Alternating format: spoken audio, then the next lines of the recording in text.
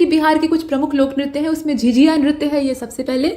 और ये चित्रसेन और उनकी जो रानी, मतलब चित्रसेन गंधर्व थे, गंधर्व किन्नर यक्ष, ये देवताओं के थोड़ा निम्न कोटि की जातियां होती थी। मतलब देवता नहीं होते थे, देवताओं के गण होते थे, मतलब देवताओं के सेवक होते थे। जैसे आप देखते हैं कि देवराज इंद्र का जब दरबार सजा करता था, मतलब उसमें अप्सराएं नृत्य किया करती थी, तो उसमें किन्नर और गंधर्व जो थे वो वाद्य यंत्र बजाते थे और नृत्य संगीत को अंजाम देते थे। मतलब पूरा जो संगीत समारोह था वो उन्हीं के जिम्मे होता था।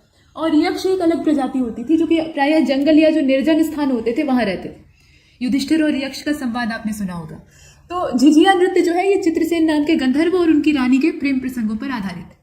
इसके बाद खोलडिन नृत्य, ये खोलडिन जो नृत्य है ये असल में शुभ अवसरों पर किया जाता है और शुभ अवसर पर जो पाहुन लोग आते हैं, माने अतिथि लोग आते हैं, उनको रिझाने के लिए, मनोरंजन के उद्देश्य से इसको पेश किया जाता है। और ये नृत्य वेश्याओं या जो व्यावसायिक महिलाएं होती हैं, मतलब वही वेश्या या गणिका से तात्पर्य है, उनके द्वारा किया जाता है।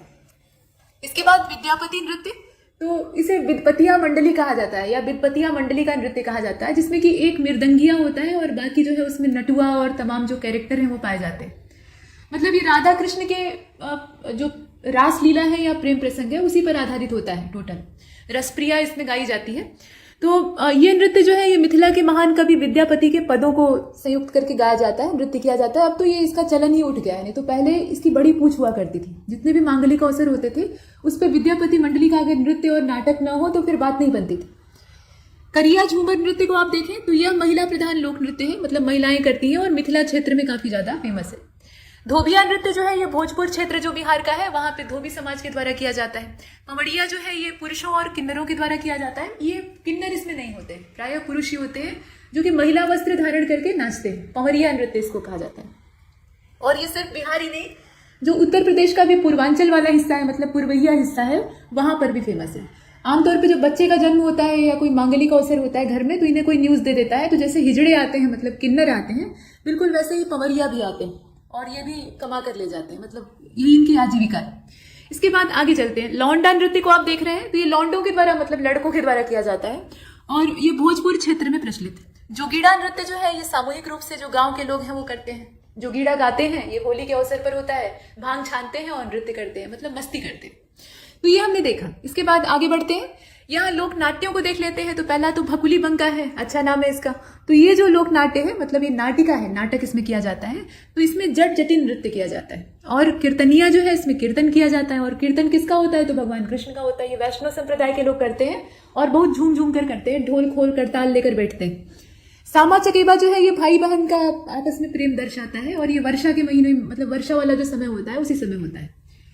और इसमें मिट्टी की मूर्तें बनाई जाती हैं, मतलब चिड़िया और जितने कीड़े मकोड़े हैं, मतलब छोटे से छोटे जीव के भी मिट्टी की मूर्तें गढ़कर जो कुंवारी कन्याएं होती हैं वो खेत में इन्हें रखती हैं। खेत में ये रात भर चरते हैं। चरने का मतलब इन्हें खेलने के लिए छोड़ दिया जाता है और सुबह फिर इनकी पूजा की जाती है। इसके बाद डोमकच, ये आप देख रहे हैं ना। तो डोमकच जो है ये बिहार का अत्यंत घरेलू और निजी लोक नाट्य है। मतलब ये डोम समुदाय के द्वारा किया जाता है। डोम समुदाय जो होता है वो एक तुरही रखा रहता है, जिसे कि श्रृंगी कहा जाता है, और वो जो बाजा है उसको ये बजाते हैं और डंडा लेकर नृत्य करते हैं। इसके बाद आप देखें जट जटिन, यहाँ आपने भकुली बंका देखा ना, तो उसी में ये साथ में जुड़ा हुआ है। तो सावन से कार्तिक महीने का जो पूरा बीच का गैप होता है, सावन मतलब वर्षा वाला जो समय है, वहां से जब वर्षा बीत जाती है कार्तिक आ जाता है, तो वहां तक का जो समय है पूर्णिमा के आसपास तक जो अविवाहित लड़कियां हैं उनके द्वारा इसे किया जाता है। मतलब ये मनोरंजन के उद्देश्य से और फसल के तैयार होने के उपलक्ष्य में या फसल बुआई के मौके पर किया जाता है। इसके बाद विदेशिया को आप देख रहे हैं तो भिखारी ठाकुर इसके जन्मदाता है, मतलब विदेशिया जो शैली है। और भोजपुर क्षेत्र में ये काफी ज्यादा फेमस है। लोक नाट्य का जो आरंभ है वो मंगलाचरण से होता है और उसके बाद महिला पात्रों की भूमिका भी इसमें पुरुषों के द्वारा निभाई जाती है। तो आमतौर पर ये जो नौटंकी या फिर इस तरह के आप रामलीला भी देखते हैं तो उसमें भी महिला पात्र नहीं रखी जाती है, मतलब महिलाओं को रोल प्ले करने के लिए उसमें स्थान नहीं दिया जाता है।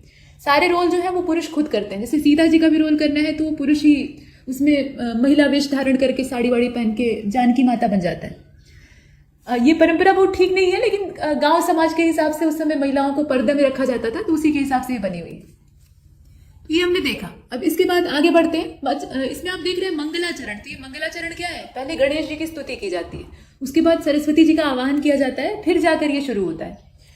बिहार के प्रमुख लोकगीतों को देख लेते हैं। तो लोकगीतों में पहला तो आप देख रहे हैं पूर्वी। तो इन गीतों के माध्यम से जो विरहिणियां हैं वो दयनीय दशा का वर्णन करती हैं और अपने पति वियोग की पीड़ा को व्यक्त करती हैं। मतलब पति जो है वो विदेश चला गया है और कमा कर अभी तक लौटा नहीं, और यहाँ सास ननद जो है वो सता रही है। उसके बाद लगनी जो होता है, ये लगनी गीत पूर्णिया, मधेपुरा, सुपौल, इसका क्षेत्र दिया हुआ है। लहरसा, समस्तीपुर, सहरसा, मतलब यहाँ आप देख रहे हैं इनके नाम। इसके बाद मधुबनी आदि जिलों में जो विवाह का अवसर होता है उस पर गाए जाते हैं। नचारी जो होता है ये भगवान शिव की स्तुति में गाया जाता है। पर्व गीत जो है ये अलग अलग त्योहारों पे गाए जाने वाले मांगलिक गीतों का समूह होता है। दीना भद्री जो है ये दीना और भद्री नाम के दो भाइयों की वीरता की जो गाथा है उसका वर्णन करता है। विजमैल जो है ये राजा विजयमल की वीरता का वर्णन करता है। मतलब जो वहाँ के लोकल नरेश थे उनकी वीरता के वर्णन में वीरतावली गाई जाती है। और यहाँ सलहेस को आप देख रहे हैं, तो ये दौना मालिन ने जिस ढंग से अपने प्रेमी सलहेस को मुक्त कराया और उसी प्रकरण को यहाँ लोकगीत के माध्यम से सुनाया और प्रस्तुत किया जाता है। इसके बाद लोरिकायन है, तो ये लोरिक नाम के एक वीर योद्धा का जीवन प्रसंग है। मतलब उन्हीं के पूरी जीवन गाथा का वर्णन, वीर रस का लोकगीत है ये। इसके साथ गाथा गीत है, तो गाथा में ये सारे आ जाते हैं, जिसमें आप सलहेस को देख रहे हैं, बिजमैल को देख रहे हैं, लोरिकायन को देख रहे हैं। गाथा गीत का मतलब ये होता है कि किसी व्यक्ति के जीवन के पूरे वृतांत को गा कर सुनाना, अभिनय करके और गा कर सुनाना।